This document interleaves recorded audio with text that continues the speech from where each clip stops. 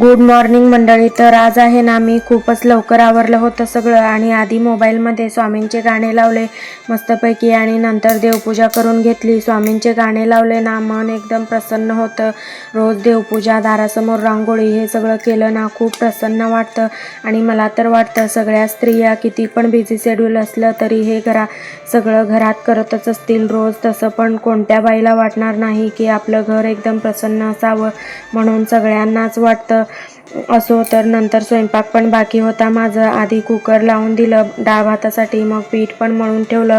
थोडा वेळ पीठ मुरलं तर चपात्या पण छान होतात, म्हणून लवकरच मी पीठ मळून ठेवत असते.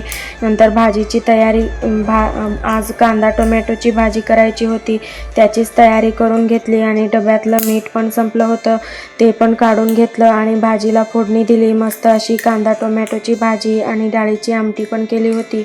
माझं हे चाललंय तोपर्यंत याचं इकडे एवढं सगळा पसारा करून ठेवला होता फक्त एका खेळणीसाठी. नंतर यांच्या शर्टचं बटन तुटलं होतं, सो तेच लावून दिलं त्यांना. आज फायनली पावसाला सुरुवात झाली बाबा एकदाची. वातावरण पण खूप थंड वाटत होतं. आज संध्याकाळच्या वेळी भाजी आणायला बाहेर गेलो. आता भाजीवाले पण रोज बसत नाही आहे तिथं, फक्त आठवड्यातून एकदाच बसायलेत, म्हणून भरपूर सारा भाजीपाला घेऊन आलो. ते छान काढून ठेवलं आणि उद्यासाठी भाजी पण निवडून ठेवली. चला, आजच्यासाठी एवढंच. भेटू उद्याच्या ब्लॉगमध्ये. तोपर्यंत बाय बाय.